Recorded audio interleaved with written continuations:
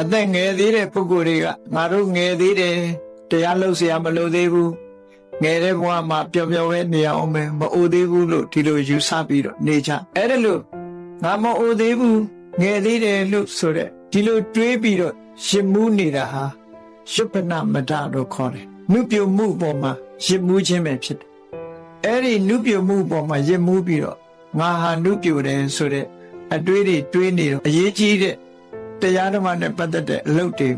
မလုပ်ဖြစ်တဲ့အခါမှာဒီဘဝပဲကြီးပွားတော့မလို့တော်ကြကြတော့ဘာဖြစ်တော့မလို့နဲ့ဖြင့်ကဘာဖြစ်တော့မလို့နဲ့ဘာလို့နဲ့ညှော်လင့်ချက်တွေထားပြီးတော့လူတွေဟာ